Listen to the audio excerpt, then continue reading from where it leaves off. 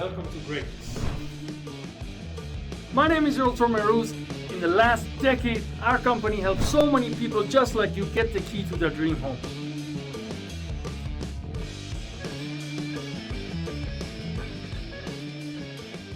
Welcome to Modern Choice Financial Podcast, where we talk strictly about mortgage, real estate, insurance, and the market. You're in the right place. In the last previous, I guess we had so far 12 episodes, and we mainly talked about all the important topics. There's a topic that we've been keep postponing for the right time, and I guess today is the time. We're going to drop a lot of information, and I'm sure at the end I'm not going to be able to cover them all, everything that you might have as a question, but good thing is the comment section is open.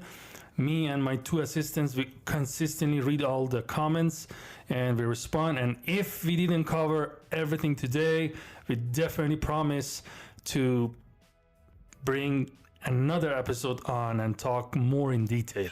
And if I can cover everything that you want to know, I will bring a guest that is a professional in the industry. But in this particular case, me as your mortgage, real estate, and insurance broker, I'm licensed to talk about everything within these three industries. Other than that, let's go. Today's topic is about property management. What is it? Why is it good? And why some people think it's bad? And what should you know about it? Property managers and what's their role? It's a huge and in-depth topic. A lot of people underestimate the value of that, but the people that know more, they definitely do not even blink on utilizing them and their services. So, consider this. I've been landlord since 2009. Since 2017, I got my real estate license. The last 2 years, I was a real estate broker under our brand Modern Choice Realty. Up until I became property manager myself, I had somebody else managing my properties.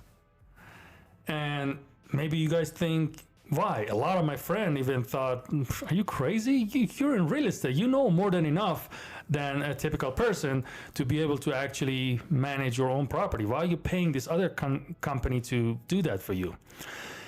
Property management is a very, very in-depth, and that's the area that real estate professionals get sued the most. Why? Because most of the complaints, if you go to real estate division, it's all about property management.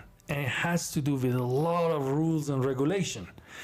And if you as a landlord or property owner managing your own property, thinking that it doesn't worth to pay 10%, 8%, 9%, whatever it might be, to the property manager to do the job that they're supposed to do, well, today I'm here to prove you wrong. Property manager has a huge responsibility from the point when they're advertising your property to find a prospect tenant, all the way through the course of vetting all those tenants for you as the property owner, making sure you get the best tenant, which is best one with the income calculation. Normally nowadays they want anywhere from 2.5 times to 3% of the actual rent to be the household income. Meaning, if you're a one single individual, or there is like 2 or 3 adults within the household and they're trying to rent a property, combination of all the adults that are going to live in that property, their income should be minimum, depends on the landlord or the property management requirement, 2.5 times the rent or 3 times the rent in this market. With that being said, the calculation of that, verifying the income, so they didn't put some uncle's property or a company in place and have the uncle say, oh, yeah, just say, yeah, I make this much money, right? The property manager have to go out and make the proper work and proper investigation that this is the actual employer of this individual that putting application on this lease or property that is out there to be leased, right? Because they have a fiduciary duty to the landlord, aka their client or the owner of the property that hire property management company to manage that property for them. Beside the fact that there's a lot of rules and regulation, especially when it comes to a specific protected type of class of people. There's a total of 8 different ones in the state of Nevada, from sex, gender, and disabilities, many different items that they need to make sure they are not violating any law against those protected class of people out there. With that being said, property manager's job is to make sure all the rules and regulations are followed, and also vetting each one of those applications for the owner of the property, aka landlord, that they're going to manage that property for. Making sure everybody that put in the application are treated fairly and equally. Meaning, if you're a man, woman, white, black, Hispanic, everybody get the same treatment. And nobody felt like just because of my race, you didn't even look at my application. You'd be surprised, there's a lot of complaints like that, or people think that way. But in reality, the real property management company that they're trying to stay in business for long term, and they try to do whatever they can do to stay on top of their game in the long term, that's what they should do. There's a lot of rules and regulation that need to be followed, so there won't be no discrimination against anyone, so nobody have an idea, or if anyone think they were discriminated against, they have proper documentation that they did treat everybody equally. For instance, if they're requiring a long-term tenant, meaning we give preference to people that in their rental history, they've been minimum 2 years in one place. They get the best treatment, or they are basically our ideal tenant for the future tenant that we want for this particular property. It needs to be in our website. Or if we go based on first come, first serve, meaning once the property is out marketed as an available property for rent, the property might get 10 applications. And when we review application, it's about who we got first. We're gonna run their application. Obviously, we're gonna run their credit. We're gonna run their background check, rental history, criminal check, and make sure the person that we're vetting as a future tenant for that property is a right person for our landlord. Because again, property managers' main fiduciary duty is to the landlord as their client. Obviously, in the future, when we choose the tenant is obviously our client as well. So we need to kind of like walk in a fine line so we're not one-sided, right? Tenant gets fair treatment and also landlord gets fair treatment. We're just here right in the middle, making sure. In a lot of cases, a lot of landlords that own a lot of properties, they probably don't even want the tenant know who they are. Most of the time, we have a whole episode about it. Maybe you should go to the previous episode about trust and forming a trust and why it's beneficial to have a trust. And I can express the importance of that for all the property owners. That's a whole another episode that we already had one, and we probably have another further one down in the future talking about like more detail about it.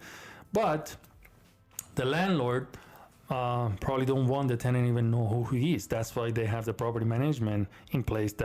That's what they do. Their job is handling this kind of stuff when it comes to legal matter, when it comes to all the timelines. For instance, if somebody's late on rent, when should you send them the notice of you're late? How many days you need to give them? In the state of Nevada, it's 7 days. It used to be 5 days, now it's 7 business days. And then basically 7 days for them to come current. Then you can go hire a constable to send a notice. You cannot go and post a notice on their door as a landlord. If you're thinking that you can just manage your property yourself and pretty much not violating any rules and regulations and law of the state of Nevada or whatever state your property is, you need to really almost become a lawyer in that, like real estate lawyer, knowing all the rules and regulation, and also stay updated. This law just been changed not even a year ago. It used to be 5 days notice, now it's 7 business days notice. When you have the notice posted to tenant. Here's another thing, as I just mentioned earlier, you just cannot do it yourself. Even if you're self-managing your property, you have to hire a proper channel for that notice to be delivered to tenant, which is technically constable, or you hire attorney or law firm to send a legal document to tenant. Otherwise, it's technically considered a void notice. It's just not even a notice. You have to go through proper channel, or the property manager can actually take care of that for you. After that, let's say the tenant left the property, and supposedly they're saying that, yeah, we vacate the property, now you can have the property. But they left some of their belongings there, maybe like a couple of items, the smaller items, maybe a picture frame or a couple of kids' toys or some dishes in a dishwasher or whatever, right? Now, if they know that you're not an experienced landlord and you're trying to do a private management of your own property, and they know you and they've been already testing you that how much you really know about the rules and regulation when it comes to renting and being a landlord and all that, you'd be surprised. A lot of tenants out there, if they're really, really con artists and they've done it enough, they know rules way more than you as a landlord. That's why a lot of landlords, they really want to hire a property manager, so they take care of all that. And the one that they don't think there's a need for that, eventually learn it the hard way. And one of them is myself, my own family. I'm gonna run a quick scenario. Back in 2011, we had a family property that we rented to some sort of friends of a friend type thing. At that time, we were kind of new to this. We didn't know any better, and we didn't even know there's a thing for running people's credit, and there's a service out there that you can sign up and do that. And the credit, the background check, criminal check, even checking their rental history. We were just green. We just had some properties we want to rent. And then just because somebody refers somebody, we thought, okay, well, we're going to give it to them. Longest story short, this tenant was behind on rent almost every month. They basically give us the rent for the first year or year and a couple of months, but in partial. Here's another rules that you guys need to know. As soon as you accept even $1 towards the rent, you already basically give away all your right to demand the rent, because technically by doing that, the tenant established a partial rent payment with you and you accepted it, and now you can't demand for a full rent. It just established a whole new rules that tenant can just pay you in partial that rent for that particular month.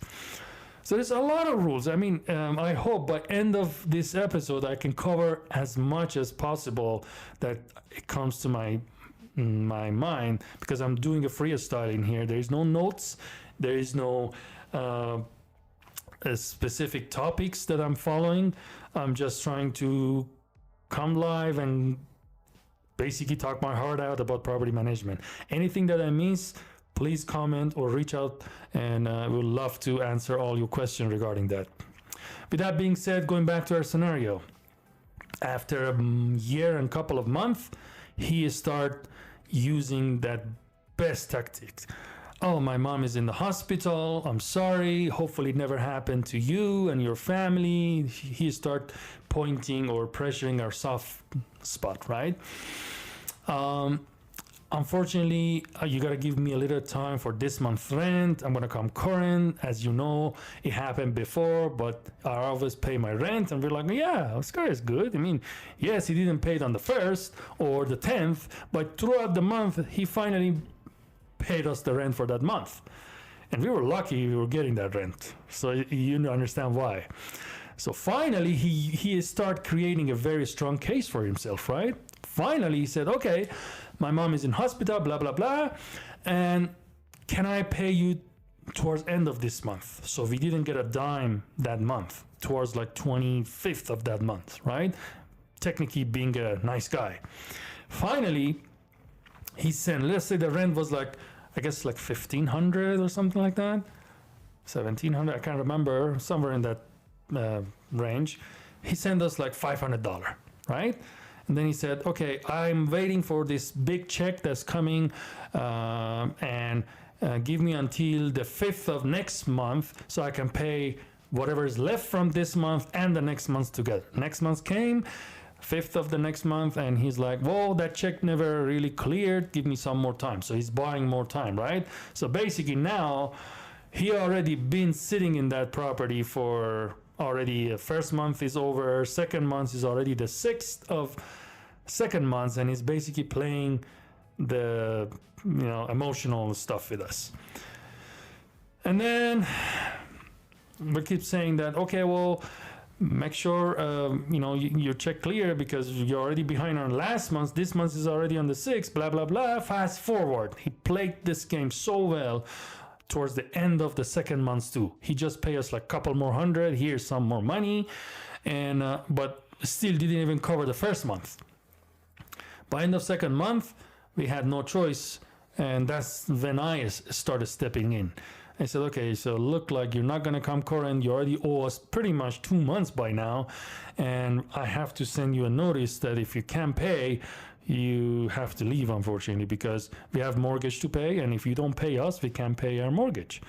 So long story short, I start learning my lesson from that specific incident.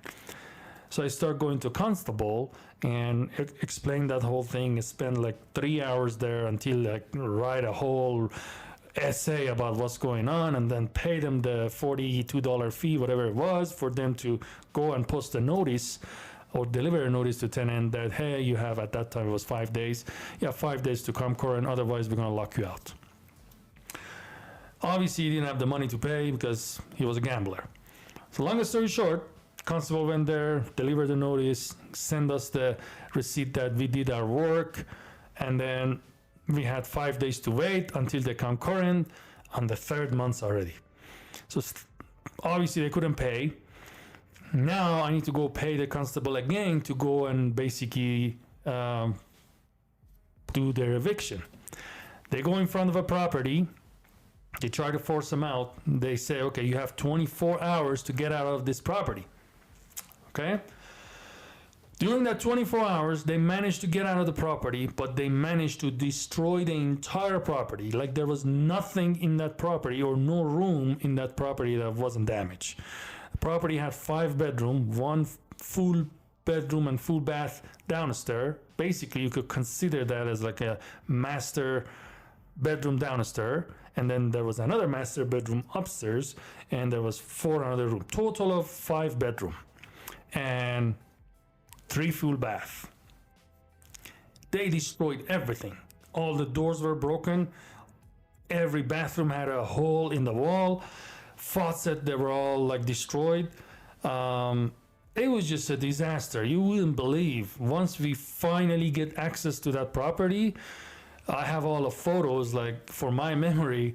Long story short, fast forward, for us to clean up the property and fix all the damages and put everything back to like they call it in the industry, habitable status, meaning everything is good to go, everything is in a working and clean and nice and usable status or habitable status, it cost us $21,000 plus the 3 months rent that we didn't collect, pretty much. So now I'm thinking, you're not going to get away with this. I start going to court and trying to sue him for that damage, right? The court system in this country is one of the worst, especially when it comes to tenant and landlord. Okay, and to be honest, in the state of Nevada, it's probably one of the best states for being a landlord. Go to California, good luck. Like almost entire tenant and landlord law is written in the favor of tenants.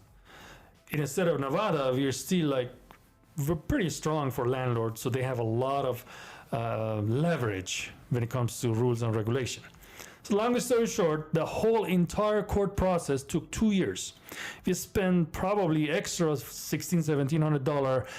Good thing was I managed to self-defense myself and going to all the court sessions myself. I didn't hire no attorney and none on that. I read 3 law books and I study a lot. Like basically, literally by the end of that whole court process, I felt like I know enough, which I basically knew just the tip of the iceberg, but I knew enough to not do that anymore. That was the point that I said, moving forward, we're gonna hire a property manager, because I learned a lot when it came to like all those, not accepting the rent, partial rent, blah, blah, blah, all the stuff that typical landlord, especially if that's your first or second property that you're trying to self-manage, you don't know. Believe me, like you might know some, there's hundreds of other rules that you just don't know. And that's when the very manipulative tenant can play with those rules with you and get you in the hole very easy. The con artist, basically. Long story short, we finally got the judgment and summary judgment after 2 years of battle, going back and forth, spending all this time, money, and effort. And guess what he did? After you even get the judgment against him, you have to now go and try to collect. It's crazy. You feel like, okay, after I have the judgment, $21,000 against this tenant, then basically the judge is telling the tenant, okay, now how are you going to pay? You want to use card, or you want to use cash, or you want to just write a cashier check? No. After that, you still got to go to another court process, or you can go to collection companies and hire them to basically collect for you. So you got to pay another fee and wait some more. And after another 6 months of battling on that, he just said, this is what I'm going to do. His credit was already shady to begin with anyway. He had nothing to lose. He had a horrible credit. We didn't even check his credit. Think about it. Like, we were so new and, excuse my language, dumb at that point, just because somebody referred them and they were so and so or whatever. We thought they're good people. Put it that way. That can be the case for a lot of people, especially the people that came from some other country, like us, we're Persian, some other people from many other countries around the world that they just didn't grow up here. Even some people that grow up here, they just don't know when it comes to rules and regulations and what it takes to be a successful landlord and manage your property properly. And to be honest, the smarter landlords, especially the one that, think about it, if some guy has 10 properties as just their rental properties, you think they're smarter than you that barely have one property? I think we can say that. Let's just be realistic about it. I mean, the guy was smart enough to come up with, on a rental property, you need to put 20% down. Put 20% down because it's not your personal, basically primary resident. Primary resident, you can buy it as low as 3.5% if you're a first-time home buyer. If you're buying another one, at least 5%. Depends on your credit and all the different programs. That's a whole another topic. But for rental property, if you're buying them from the get-go as an investment property or AKA rental property, you have to put 20% down. The guy that put 20% down on a property and understand the other 80% eventually comes from the tenant, I think they're smart enough. Like, seriously, like, so you think that guy that has 10 plus properties are not smart enough to manage their own property? They probably are. And that's why they decided not to do that. That's the part I want you guys to understand. Because they know it takes a lot to manage a property, and you really need to know everything when it comes to rules and regulation, and make sure you do everything correctly so you don't trip yourself into a wrong situation. As I mentioned, a lot of people can bring the discrimination case and can bring fair housing violation and many different things against landlord if they're not doing the right thing, right? So going forward, this guy, going back to our story, this guy decided to file a bankruptcy because he had no credit to begin with. And it wasn't really affecting him. He was already under the water. But $21,000, because first he said, I have no money. What are you going to take? We take it further. I said, okay, you're working. You have money coming in from your work. We're going to wage garnish you. I even went that far. Like, I went all in on that case because I first wanted to learn the rules and regulations of tenant landlord in this state or in this country, and also teach this guy a good lesson, right? But at the end of the day, I learned a lot of lessons myself. So he said, well, I have no money, come collect. We went towards his wage garnishment. At that point, he feel like, oh, shoot, they're real. Like, this guy is not settling down. And he said, okay, at this point, I have no better option than just file a bankruptcy. He literally filed a bankruptcy just to not pay that $21,000. And at the end of the day, we end up basically utilizing that $21,000 loss in the next 3 years of tax towards like a tax deduction towards that property. Long story short, there's a lot to learn. That's why the smarter people or more educated people that understand the value of hiring professionals that they know what they're doing when it comes to managing a property, that's what they learn. They go through classes to get licensed. They go through continuing education classes that understand what's the updated rules and regulations and what is coming up in the industry or what is happening. Sometimes they even force you, as in part of your continuing education, to go and sit on a hearing for property management cases to see what is really out there and what people are going through. And you'll be surprised. There's, oh my God, it's just a whole another humongous topic that it will be entertainment and at the same time extremely informative for you to actually go there. It's free. You guys can go to court and just say, hey, I want to sit in one of those real estate court, just watching those cases come by and just listen what happened in each cases. Other than that, let's just summarize. I don't want to take this to a whole 2 hours conversation.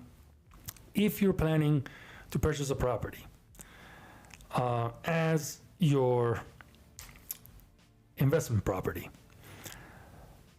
as you guys know, and I said from the beginning, as your mortgage broker, real estate broker, and insurance broker, I have all the right to talk about all these topics because I'm licensed broker on all three different topics. So that's why I guess I can handle this whole topic for you. If anything that is out of aspect of my licenses, then I bring the other professionals so they can inform you. Like when we brought the appraiser, when we brought inspector, when we brought real estate and probate lawyers, talked about all of the rules and regulation on that, and also we kind of pivot towards trust and the value of having a trust on your property. So these three topics I can talk all day about: real estate, mortgage, and insurance. So with that being said, let's talk about mortgage side of this whole thing. If you want to buy your investment property, you don't need to have income. You don't even need to have a tax return. You'd be surprised. You probably didn't know about that because this is not your typical go to Bank of America and Chase and Wells Fargo to get a loan, okay? Even in a typical FHA and conventional loan, I wouldn't go to them. I'm not here to bash them, but their rate and fees are extremely high, and even their own employees, they come to us as mortgage broker to get a loan for them because we can guarantee best rate in the market to anyone, right? Put it that way. So with that aside, and with that being said, let me break down. It's called DSCR loan. I also have a lot of shorts about that. Short videos. DSCR loan is basically debt service loan. The only qualifier for that loan is the comp of the property within that neighborhood. So if we're buying a property, the rent of the property should be able to cover the mortgage amount. That's it. That's literally how smart people get smarter and adding wealth to their family portfolio. You don't need to show no income. You can be jobless. You can have no tax return. All you need is minimum 20%. That's the only thing. And also a good credit. I mean, they still loan up to I guess 640 credit score, as long as your credit score is not less than 640. There are some banks that obviously go as low as 600, 620, but then you end up paying higher interest rate. But we currently, as we talk, I'm working on 4 different cases for 4 different investors, and the rate as we talk is somewhere in the neighborhood of 6.9, 6.85, all the way to high 7, more towards 8% on a DSCR loan. Good thing is, he doesn't need to disclose no income, no tax return, nothing. The only thing is he has to have 20% to put down, decent credit, and the property rent comparable, meaning the same exact property in the same neighborhood, ongoing rent should cover the amount of mortgage. That's it. And that's our job as mortgage professional to take care of that. Now that we found the property, and this guy is in California or in New York or some other state, or maybe even local. I have a lot of people that are local and they have 5, 6, 10 properties, and they just know better to not manage them themselves. They give it to us. We do anywhere from 8 to 10% for the property management fee, and property management side of our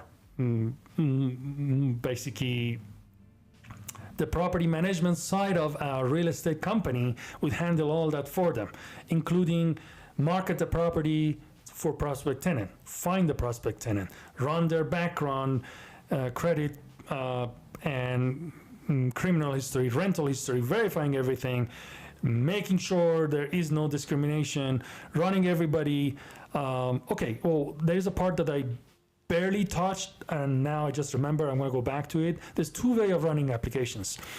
When it comes to property management, there's 2 ways of running application. Either we're going to do first come, first serve, which I almost touched on earlier, which means if we have 10 applications, we go from the very first one that we receive, we run them. We run their background, we run their credit, we run their rental history, we run their criminal background and everything. If that applicant is exactly what we're looking for, that's it. It's over. Game is over. We found who we like. We found the ideal tenant, and that's it. We don't need to run everybody else's application. Okay? And then there are other style of running the business, or the landlord would basically pick when we're having the property management agreement with the landlord, that which style you want to go. You want to do first come first serve, or you want to run every single applications and pick the best one out of all applicant. Which in this case, if the landlord wants to rent a property quickly, they usually choose first come first serve. So we run the first one. If they're the good one, good. If not, we go to the second one. If the second one is the exact ideal tenant that we're looking for, it's over. We're going to give it to them. We don't even need to run everybody else's. Okay, we're just going to let them know that, hey, sorry, we found the ideal tenant, and we're pretty much done. But with the other style, we need to wait until, like, let's say a whole month, or let's say 15 days. We get all the applications, 5, 10, however many applicants we have. We're going to run everybody's applications we're going to run everybody's applications need, like as I mentioned earlier, rental history, income. We got to verify their income and make sure it fits the need, whether if it's 2.5% of the rent or 3% of the rent. I mean, 3 times more than the rent, and on a verifiable source, their criminal history and all that. And then we pick the best one out of all the applications. Either way, that's how it goes down. Now that we have the tenant, we have duty to both. As a property manager, we have a duty to the homeowner, aka landlord. We have a duty to our tenant, making sure everything's done right. If there's a broken appliances, we need to act fast. If something is wrong with the property, it outlined in a lease agreement. We have, as a property manager, this many days or this many hours to respond to you, and we have to deliver that. So everybody's happy. With that being said, I think I covered enough. What I really want to know is in a comment section, whether you're watching on TikTok, Facebook, or Instagram, I really want to know, like, after you knowing about all of that, do you really want to manage your property?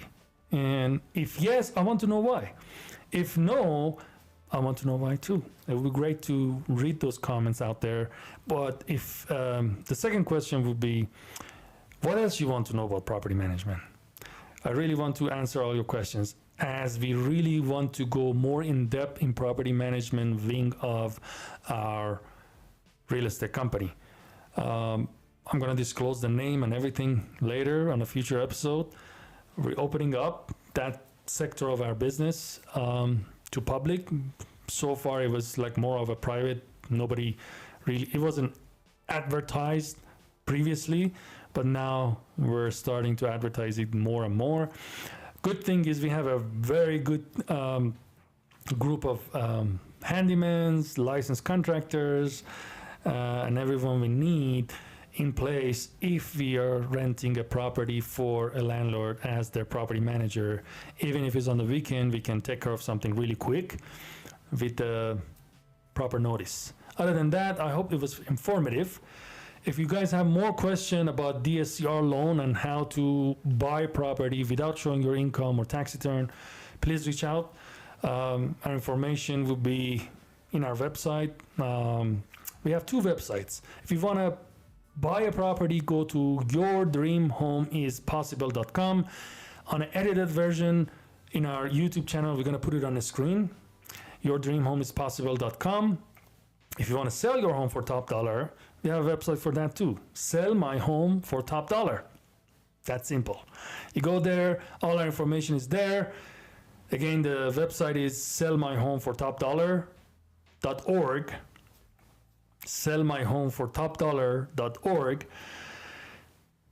Fill out the small little form online and reach out, and we would love to help you.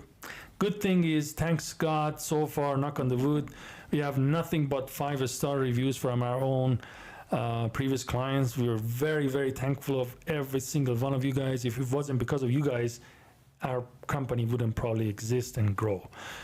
Obviously, I started as an insurance agent and real estate agent. Now we grow a lot, and I'm very thankful of, first of all, Almighty Lord to help us do all we do, and obviously bless us for our expansions. But again, it comes with a lot of responsibilities and a lot of work to do, and having client satisfaction guaranteed and getting every single one of those testimonials and real 5-star reviews is not easy, believe me. But not to be proud, we managed to do that. And it was all because of you guys. It's a two-way street. If you're a good client, listening to our advices and trusting us and understanding that we do this for a living. It's like, I was just making this example, matter of fact, a couple hours ago, to a very new client that reached out from California, found me on Google, and mainly because of our good reviews, he decided to call me. He said, "You're number one in Google, and you have not even one bad review. Like, this is impressive." And that's how I got that client.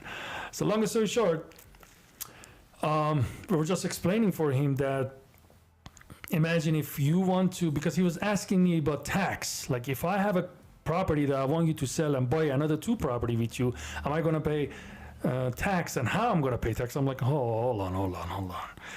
I'm talking to you as your real estate agent and your mortgage guy, and I'd rather you take advice from your CPA on that.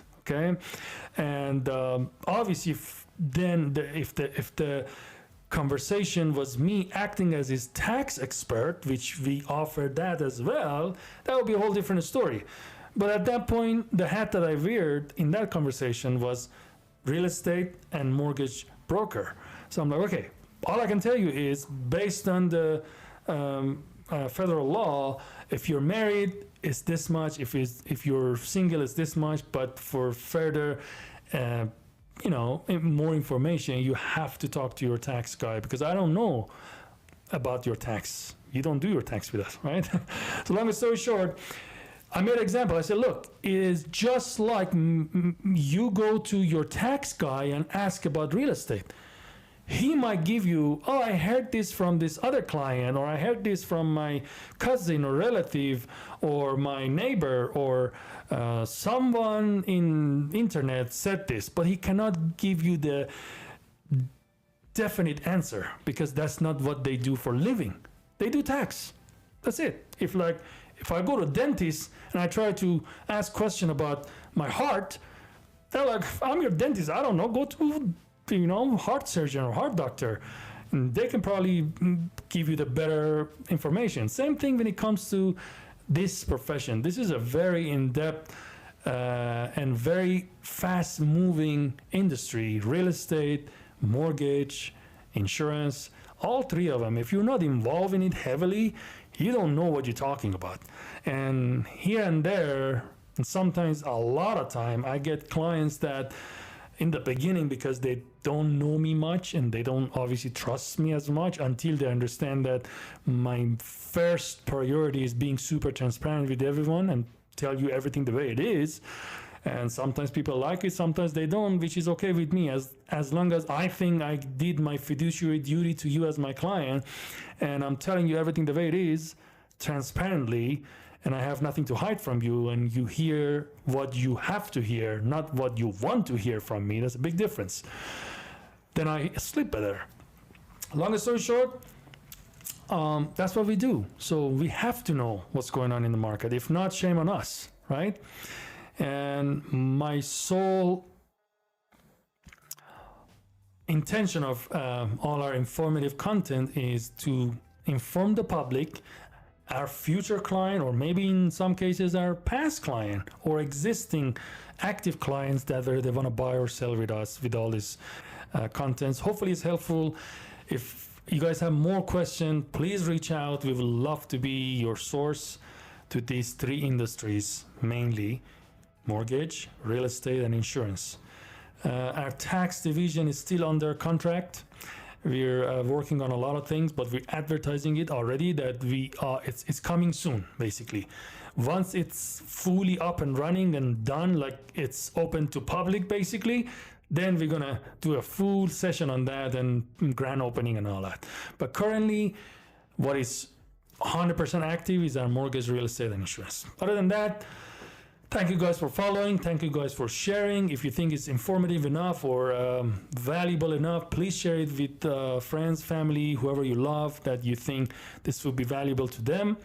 And don't forget, like, share, and thank you for following. It's free, believe me. It's free to follow. It's free to give some love. And that will give me more energy to deliver more informative content just like this in future episodes. Other than that, Modern Choice Financial Podcasts, please follow it in whatever audio podcast that you're following. Or if you want to watch the actual video of it, you can go to YouTube, just type Modern Choice Financial Podcast. Or if you go to the actual YouTube channel under Realtor Mehrooz, it's in our playlist. Matter of fact, all our social medias are under Realtor Mehrooz. Mehrooz. We're going to put it on the screen on the edited version. Other than that, thank you very, very much for spending this valuable time with me, and hopefully it was informative enough. Other than that, thank you very, very much. See you guys in the next episode.